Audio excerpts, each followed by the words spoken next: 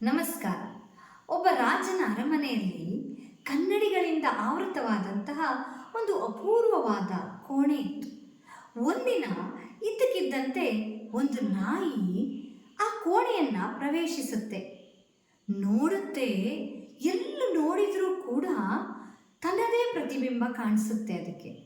ಆದರೆ ಆ ನಾಯಿಗೆ ಅದು ತನ್ನ ಪ್ರತಿಬಿಂಬ ಅಂತೇಳಿ ಗೊತ್ತಾಗದೆ, ತುಂಬ ನಾಯಿಗಳಿದ್ದಾವೆ, ಎಲ್ಲವೂ ನನ್ನ ಶತ್ರುಗಳು ಅಂತೇಳಿ ಭಾವಿಸಿ ಸಿಟ್ಟು ಮತ್ತು ಭಯದಿಂದ ಜೋರಾಗಿ ಬೊಗಳಲಿಕ್ಕೆ ಪ್ರಾರಂಭ ಮಾಡುತ್ತೆ.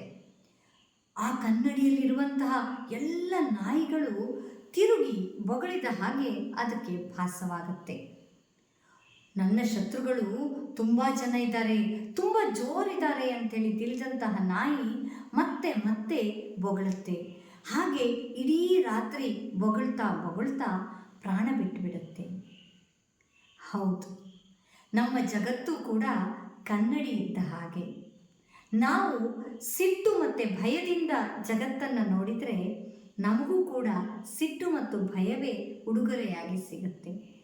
ಪ್ರೀತಿಯಿಂದ ನೋಡಿದರೆ ಪ್ರೀತಿ ಸಿಗುತ್ತೆ, ನಗುವಿನಿಂದ ನೋಡಿದರೆ ನಗು ಸಿಗುತ್ತೆ.